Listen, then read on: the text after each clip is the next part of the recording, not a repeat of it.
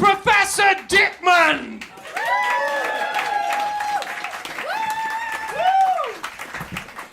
I think you'll find it's pronounced Dique-Mahn.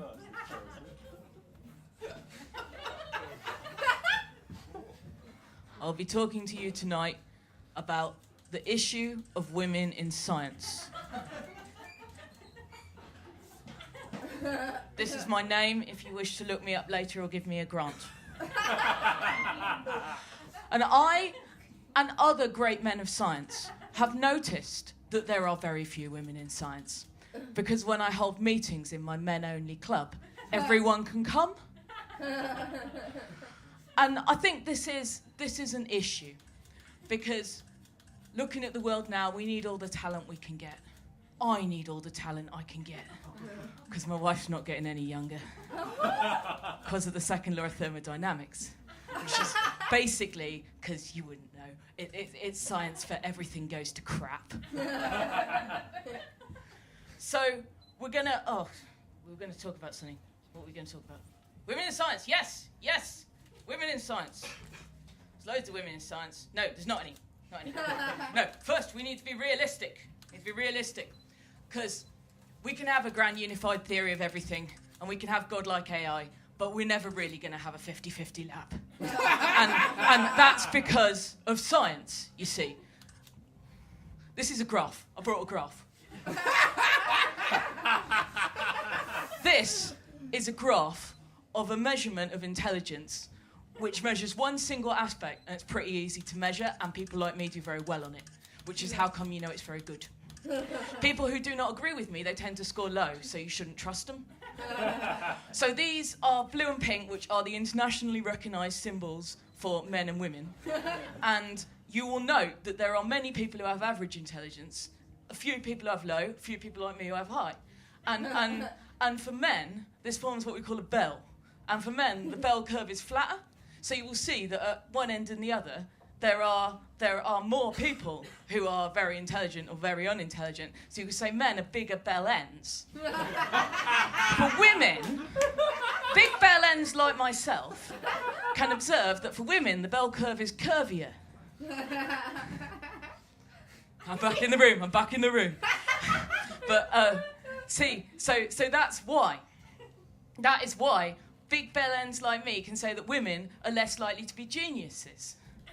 Less likely to be imbeciles, you're more likely to be married to them. But you have to be a radical to admit this kind of thing. You have to be a radical like me or the professor of Harvard. Because I'm a radical because I've only got 2 chairs. They wouldn't give me a third one because I'm so radical. And the truth is, oh, sorry, that's my shopping list. The truth is that women are just fundamentally different. Like, so that difference between the IQ points, that's like 3% in some studies, which is a big fucking deal. Because that's like the difference between paying £3 and £3.09 for a pint.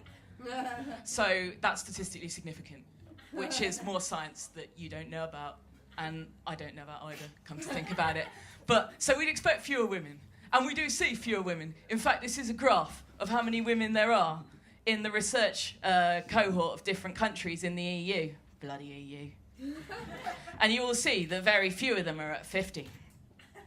And this is because of evolution, which is another science thing. Because when we were out on the savannah, men were going around killing mammoths with differential equations and taking down wolverines with pipettes, whereas women were sorting through samples and categorising them and processing them in a really fucking sentimental way, like just according to however they felt at the time.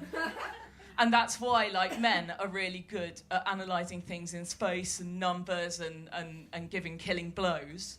And women are really good at, like, communicating and medicine and not eating shit you find on the floor. So, basically, because of that, women are more suited to linger at the bottom of other fields, like medicine or lawyer.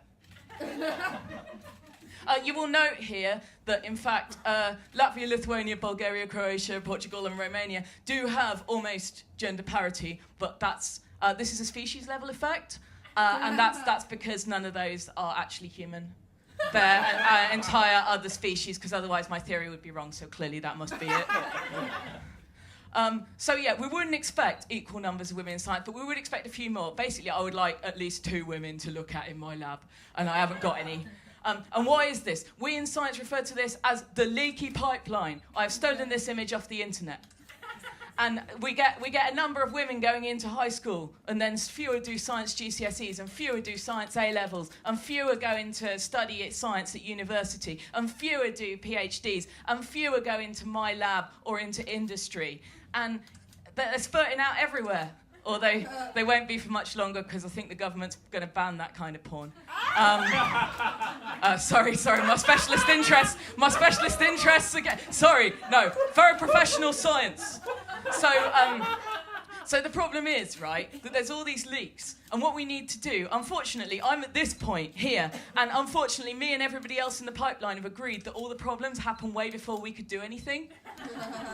So we just need to ram more women in at the start, so that with the amount we're losing, we end up with some totty, basically.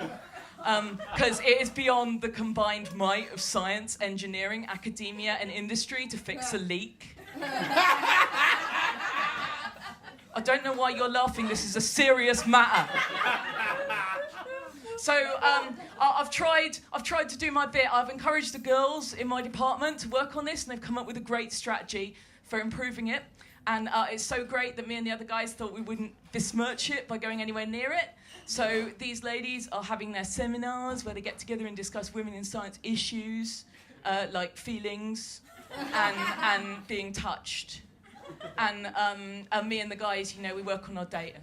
I wouldn't go to these meetings because, I cramp their style. They're getting together talking about, crocheting test tube covers and, their menstrual flow that month, and how to get stains out of children. And so I do all my interaction on Twitter.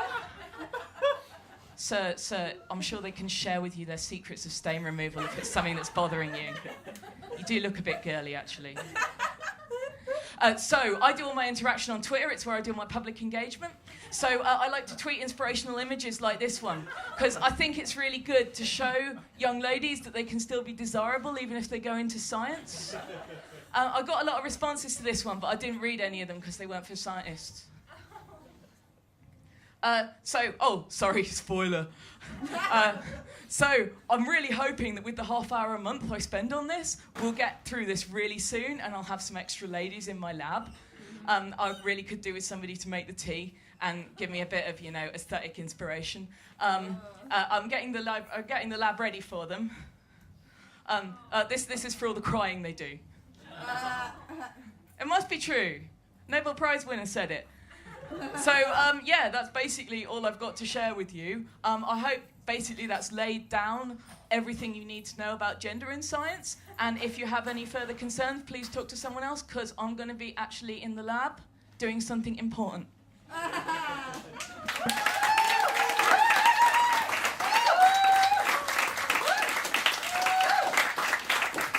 Give it one more time for Professor Dique-Mahn.